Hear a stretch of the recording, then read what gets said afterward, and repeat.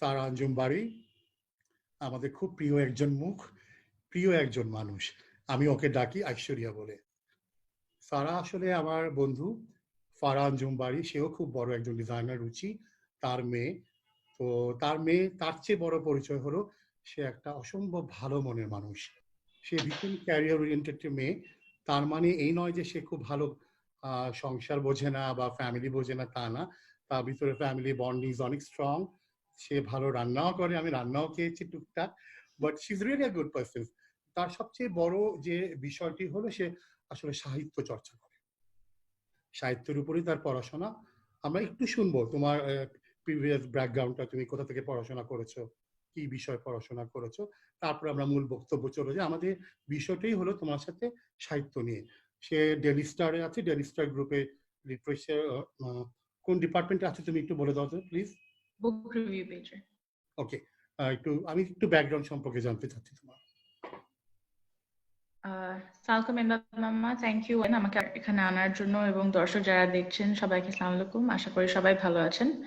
আমি সারা আঞ্জুম বাড়ি। আমি at the moment daily star পত্রিকার বুকস পেজের এডিটর, যেটা প্রত্যেক বৃহস্পতিবারে মেইন নিউজ পেপারে বের হয়। তো সেখানে আমরা বুক রিভিউজ, বুক রিলেটেড নিউজ আপডেটস, রেকমেন্ডেশনস খুবই মজার করে জিনিসটাকে বের করার চেষ্টা করি প্রত্যেক সপ্তাহ।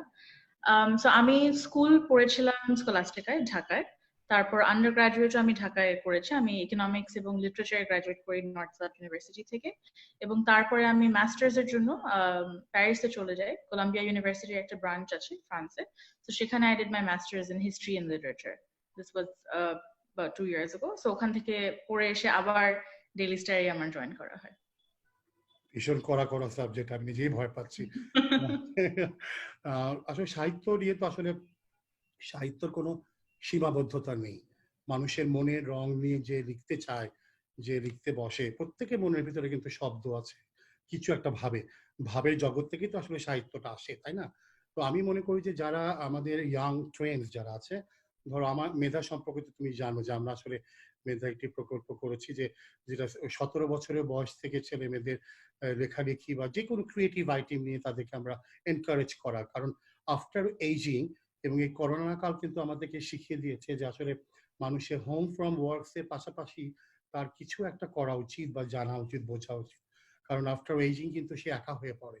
সেই একা হওয়া না হওয়ার জন্যই তার শখটাকে যেন সে প্রিজার্ভ করে। আমরা মেধা তার পাশে থাকবো, তার চর্চার পাশে থাকবো, যেন সেটা কন্টিনিউ করতে পারে। আমার কাছে আমি জানতে চাইবো যে প্রথমে যে একটা ইয়াং ছেলে মেয়ে, সে তার সাহিত্য নিয়ে ভাবে কিন্তু লেখার সাহসটা পাচ্ছে না, সেখান থেকে তার শুরুটা কিভাবে করবে? সেটা ইংরেজি হোক বা বাংলা, সেটা যেটাই হোক না কেন। শুরুটা সবসময় সেটাই যে কেউ পড়তে চাক না চাক আমি লিখতে পারবো।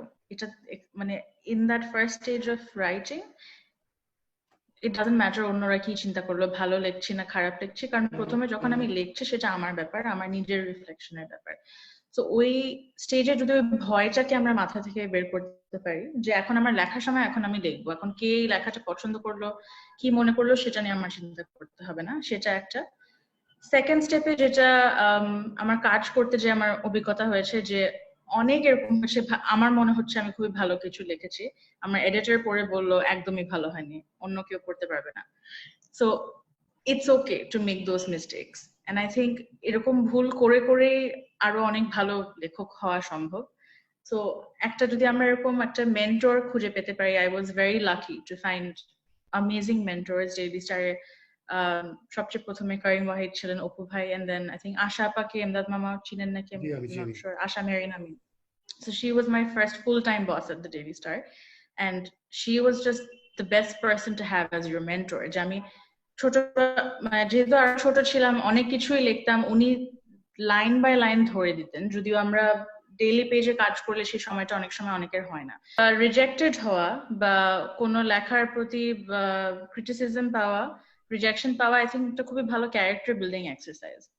আমরা যদি নিজের মধ্যে ওই পারসিভিয়ারেন্সটা ডেভেলপ করতে পারি যে I can take criticism, I can take rejection, and then to work on it. এমন খালি না যে মানুষ বললো যে এটা ভালো হয়নি আমি ওটা পাত্তাই দিলাম না, সেটা না। যে ওটার উপরে কাজ করে করে ওয়ার্কশপ করে করে যদি কনফিডেন্সটা বিল্ড করতে পারি, it's very easy to become a good writer. আরেকটা যেটা খুবই ইম্পর্টেন্ট, আই থিঙ্ক পড়া সবচেয়ে বেশি important. You can't be a good writer if you don't read enough. সেটা যে কোনো জিনিস হতে পারে, গল্পের বই হতে পারে, আর্টিকেলস হতে পারে, লং ফর্ম জার্নালিজম হতে পারে। সো যত ধরনের লেখক আমরা পড়বো, যত ধরনের গল্প আমরা পড়বো, তত বেশি আইডিয়াস গুলো আমাদের ডাইভার্স হবে, ডিফারেন্ট হবে। সেটা খালি বাংলা ইংলিশের মধ্যে আমি বলবো না, যেটা স্পেশালি আমাদের বাংলাদেশের কারিকুলামে যেটা আছে যে ইংলিশ লিটারেচার বলতে আমরা খালি মনে করি যে ইংল্যান্ড অথবা আমেরিকার হোয়াইট মেল অথার্স, ক্লাসরুমসে ইউজুয়ালি তাই পড়ানো হয়, যদিও থ্যাঙ্কফুলি আজকাল কিছুটা হলেও চেঞ্জ হচ্ছে সেই জিনিসটা। So to be able to kind of jump out of those cemented spots, যে বিশেষ করে আজকাল ট্রান্সলেশনের কারণে যে কোনো দেশে যে কোনো কালচারের গল্প আমি পড়তে পারি। So if I can read African literature, if I can read Iranian literature, Indian literature, Pakistani literature, so যত বেশি আইডিয়াস আমি ইন্টারনালাইজ করব অ্যাজ আ রাইটার, আমি তত বেশি আমার রেঞ্জটাও বাড়তে থাকবে, and you also become more confident.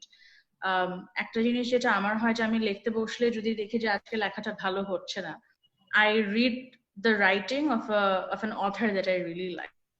এমন না যে আমি তার মতো করে লেখার চেষ্টা করব, কিন্তু পড়লে ফ্লো চলে আসে, তখন যখন আবার লিখতে বসি তখন আমার নিজের ভিতর থেকে ওই ফ্লোটা আবার বেশি বেরিয়ে আসে।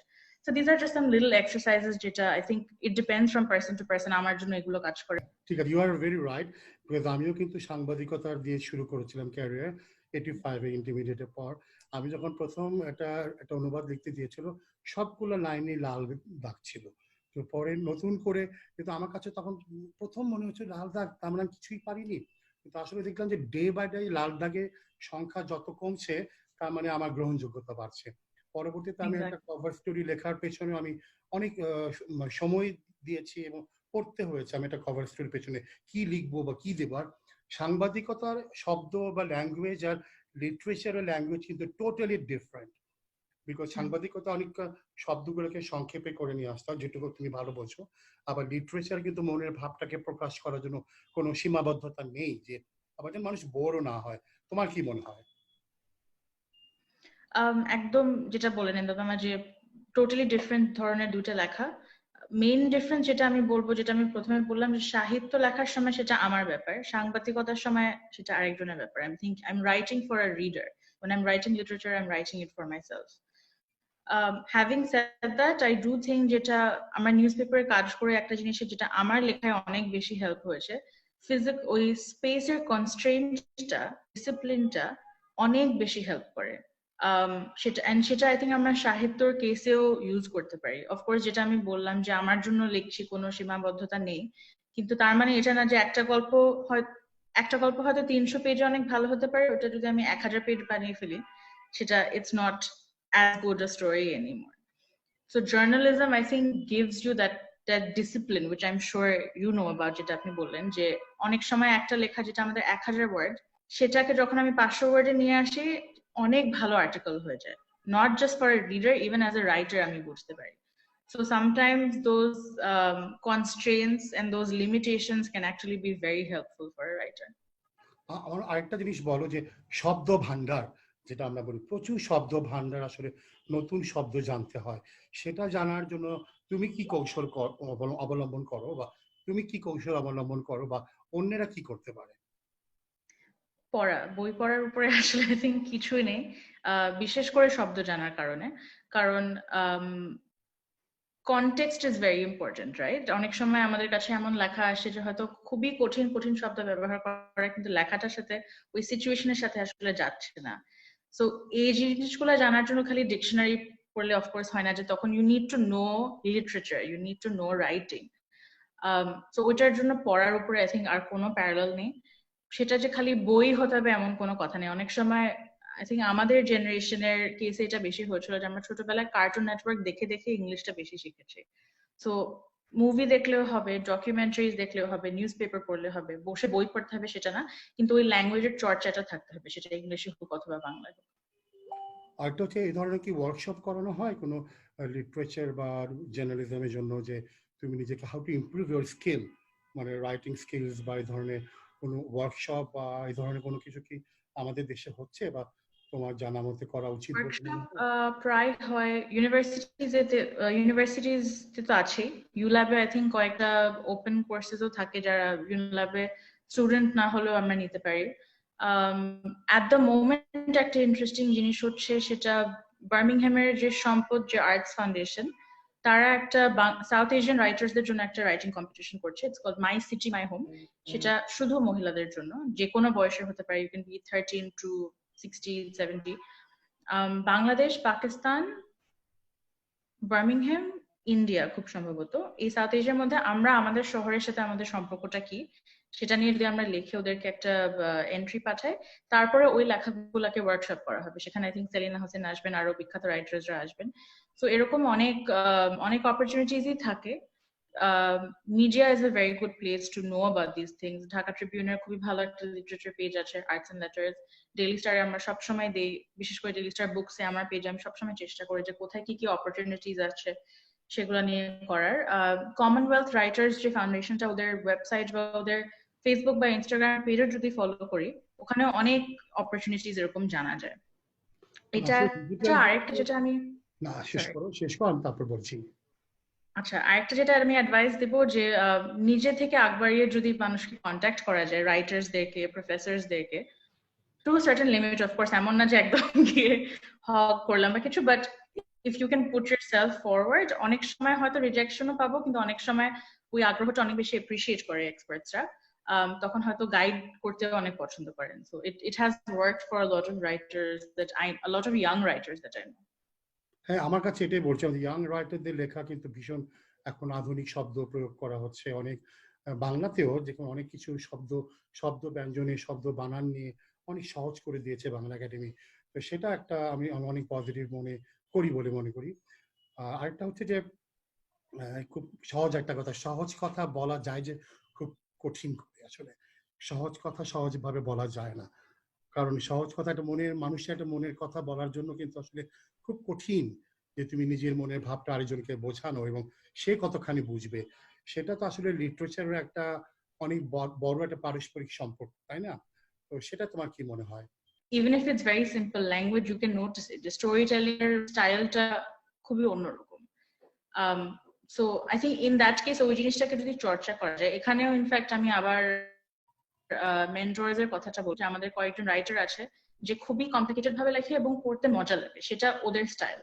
অন্য কয়েকজন রাইটার আছে খুবই to the point, short sentences, simple words use করবে, কিন্তু সেটা একটা পুরো অন্যরকম ইমেজ ক্রিয়েট করে, অন্যরকম একটা এক্সপিরিয়েন্স ক্রিয়েট করে। সেটা ওর স্টাইল। সো আই থিঙ্ক যেই লেখকের যেই পার্সোনাল স্টাইল, ওটাকে যদি আমরা আরো বেশি করতে পারি, আরো বেশি চর্চা করি, সেটার জন্য বই পড়তে হবে। এন্ড যদি আমরা একটা ভালো মেন্টর পাই, যে মেন্টর বলতে গেলে সেটা এমন না যে একজন লিটারেচার প্রফেসর হতে হবে বা রাইটার হতে হবে। আমার যেরকম অনেক ফ্রেন্ডসরা আছে যে ওরা এত বই পড়ে, অনেক সময় আমরা যখন লিখি, আমরা আমাদের we tend to stay in our minds. So একটা ফ্রেশ মাইন্ড নিয়ে যে কেউ আমাদের লেখাটা পড়বে, সেটা অনেক বেশি একটা, মানে it makes a huge difference. So if a completely third person comes and tells me যে তুমি এটা লিখেছো, এখানে এই জিনিসটা ঠিক হয়নি, এটা এটা শুনতে ভালো লাগছে, that helps a lot.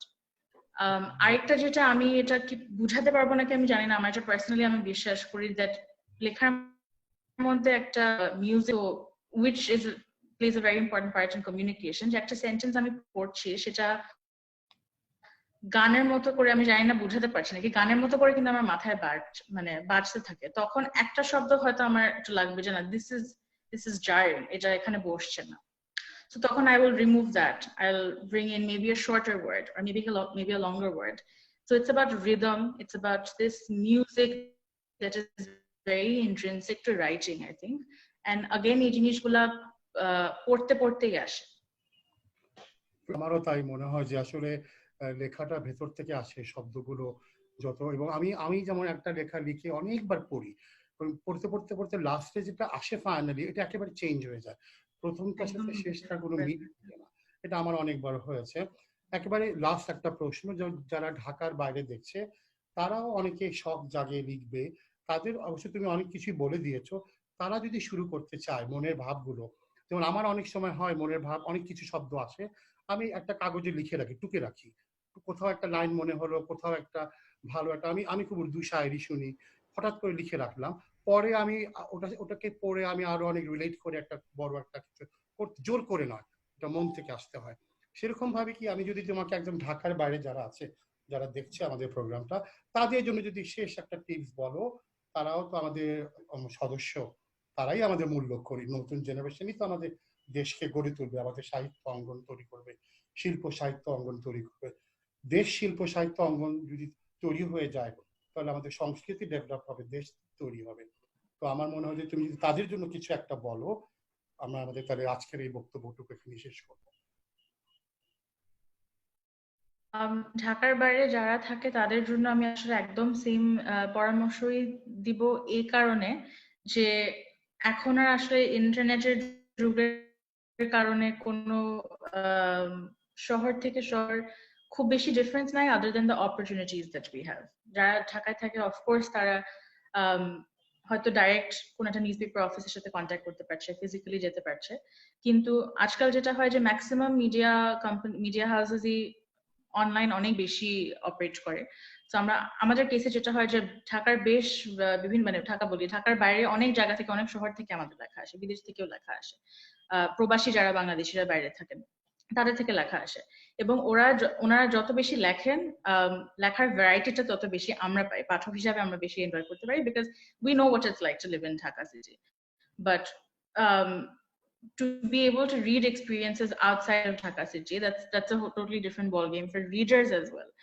So আমরা যদি ওইভাবে ওই চিন্তাটাই না করি যে আমি ঢাকায় থাকি না দেখে আমি হয়তো অ্যাক্সেস পাচ্ছি না, খুব বেশি ভালো লিখতে পারবো না, যদি আমরা বের হয়ে আসতে পারি, আই থিঙ্ক helpful হবে। Our internet used access to communication that we have is unparalleled. So I think just don't ever hesitate to reach out to someone. আমার একজন খুবই প্রিয় লেখক, লেখক বলতে ডেইলি স্টার বুকসে আমার সাথে কাজ করে, his a very young writer, his actually a medical student, কিন্তু বই পড়তে এত পছন্দ করে যে লেখার জগতেই বেশি এখন ঢুকে যাচ্ছে। ও রংপুরে থাকতো। তো ওর সাথে এটা নিয়ে সেদিন কথা হচ্ছিল যে রংপুরের বুক কালচারটা টোটালি ডিফারেন্ট, যেটা খুবই মজার লেগেছিল আমার শুনতে, যে এত ছোট কমিউনিটি, যে একটা বই হয়তো আমি খুঁজছি, সেই কমিউনিটিতে কার কাছে আছে এটা নিয়ে কথা ছড়িয়ে যাচ্ছে, যে ওই বাসায় পাওয়া যাবে, অমুক ফ্যামিলিতে পাওয়া যাবে। সো জিনিস মানে কমিউনিটিটা খুবই, মানে মাইক্রোকজমটা খুবই ছোট। So I think that's easier even, right, যে একটা ছোট কমিউনিটিতে যেখানে সবাই সবাইকে চিনে, আমরা যদি আরো বেশি একসাথে বসে লেখার আসর করতে পারি, বুক ক্লাবস করতে পারি, রাইটিং সার্কেলস করতে পারি, and then reach out to people, Dhaka Tribune আছে, Arts and Letters আছে, or দেশের বাইরে. So it's everything is just, you know, a click away. আরেকটা So আমি বিষয় নর্মালি আমার মনে হয় যে এটার জন্য যে অ্যাডভাইস গুলা দিয়েছিলাম, I would suggest to everyone. আগে যেমন ছিল, ছোট ছোট লাইব্রেরি ছিল, পাড়ায় পাড়ায় লাইব্রেরি ছিল, এটা এখন নেই একেবারে। লাইব্রেরি কিন্তু অনেক হেল্প করে, যে লাইব্রেরি থেকে বই নিয়ে পড়া। যেমন আমার মনে হচ্ছে আমাদের বাসায় একটা ছোট ওল্ড ঢাকাতে আমাদের একটা লাইব্রেরি ছিল, আমরা খুব মানে 1 টাকা করে নিতাম বই দেওয়ার জন্য। কারণ কি, 1 টাকা কিছুই না, বইটার প্রতি একটা রেসপন্সিবিলিটি, আসলে বইটা আমাকে যত্ন করে ফেরত দেওয়া। আসলে আরেকটা জিনিস একদম লাস্ট আমার খুব জানতে ইচ্ছা হচ্ছে, বইয়ের একটা গন্ধ আছে, একটা সুগন্ধ আছে বইয়ের পেজের, অক্ষরের। আর ইন্টারনেটে পড়ার ভিতরে অন্য একটা বিষয় আছে।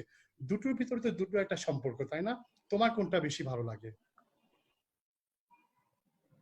ডেফিনেটলি আমি একদম কমপ্লিটলি এগ্রি করি, যেটা এটা নিয়ে আমি সবসময় ফ্রেন্ডদের সাথে কাজের বিষয় বা অফিসে আলোচনা করতে থাকি, যে ইন্টারনেটে একটা বই পড়া এবং ফিজিক্যাল হার্ড কপিতে একটা বই পড়া, they're not the same thing at all. সুগন্ধ নিয়ে যেটা বললেন, আমি actually that's the first thing I do. আমি একটা বই দোকানে গেলে খুলে সবচেয়ে প্রথমে আমি আগে স্মেল করি, যেটা আনফরচুনেটলি এখন করা যাচ্ছে না। এখন আমি বাইরে গিয়ে বই স্মেল করাটা খুবই ডেঞ্জারাস হবে। সো ওই একটা, এন্ড আই থিঙ্ক বই ফিজিক্যালি পড়ার একটা সিকিউরিটিও আছে, যে অনেক সময় আমার যদি কোনো কারণে মন খারাপ থাকে, শরীর খারাপ থাকে, একটা অন্য ধরনের একটা কমফর্ট পাওয়া যায়, যে একটা শক্ত বই আমি জিনিস ধরলাম, বইটা সারাক্ষণ আমার সাথে আছে, বইয়ের ব্যাটারি চলে যাবে না, বইটা অন্য কোনো there is no distraction in it. It is just a story, and it is specifically for me as a reader. সে কারণে আরেকটা জিনিস যেটা আমার খুবই মজা লাগে হচ্ছে বইয়ের মধ্যে লেখা, অ্যানোটেশনস করা, because in that way your interacting with the book. যেটা আই থিঙ্ক অনেক মানে আর্গুমেন্টের বিষয়, অনেকে এগ্রি করে না যে বইয়ে দাগানো উচিত না, কিন্তু আমার মনে হয় যে বইটা একটা পড়ার জিনিস, ইউজ করার জিনিস। তো আমরা যদি ওটাকে একদম আনটাচড হিসাবে রেখে দিই তাহলে মনে হলো যে কেউ একটি করেনি বইয়ের সাথে। So if we can have that relationship with books, you smell it, you hold it, you write on it, তাহলে খুবই মজার একটা রিলেশনশিপ হয়ে আসে। আমার যেমন বই পড়ার ক্ষেত্রে আমার বিছানার পাশে 2-3টা বই থাকে, একটা বই পড়ে পরে আমি আরেকটা বই পড়ি, আরেকটা বই পড়ি, এবং আমার বিছানায় মানে চারপাশে বই, সবকিছু। আর বই যদি চোখে দেখেও কিন্তু আমার তাৎক্ষণিকভাবে ওই পুরো ক্যারেক্টার গুলো মনে হয়ে যায়। যেমন আমার ভীষণ শীর্ষেন্দু প্রিয়, চট করে আমার মনে হয় যে ওই ক্যারেক্টারটা শীর্ষেন্দুর মতো করে আমি ভাবছি। মানে বই দেখার ভেতরেও কিন্তু একটা আনন্দ আছে। রবীন্দ্রনাথ দেখলে কিন্তু তোমার অনেকগুলো ক্যারেক্টার ভেসে ওঠে। আসলে আমিও একমত যে বইয়ের একটা সুগন্ধ এই মুহূর্তে সুগন্ধ নেওয়া সম্ভব নয়, আমাদের ইন্টারনেটের মাধ্যমেই থাকতে হবে, ডিজিটাল ওয়ার্ল্ডেই বই পড়তে হবে। অনেক ধন্যবাদ সারা আঞ্জুম বাড়ি, আমার প্রিয় সারা, আমাদের প্রিয় ঐশ্বরিয়া। নিশ্চয়ই তুমি আমাদের মেধার সাথেই থাকবে। তোমার এই প্রশ্ন উত্তরের মাঝে অনেকে হয়তো আমাকে প্রশ্ন করবে, অনেকে অনেক কিছু জানতে চাইবে। আমি আশা করি তোমার মূল্যবান সময় থেকে আমাকে প্রশ্নগুলোর উত্তর তুমি দিতে পারবে। আর মেধার সাথে থাকার জন্য তোমাকে অনেক ধন্যবাদ। ধন্যবাদ। থ্যাংক ইউ ইমদাদ মামা।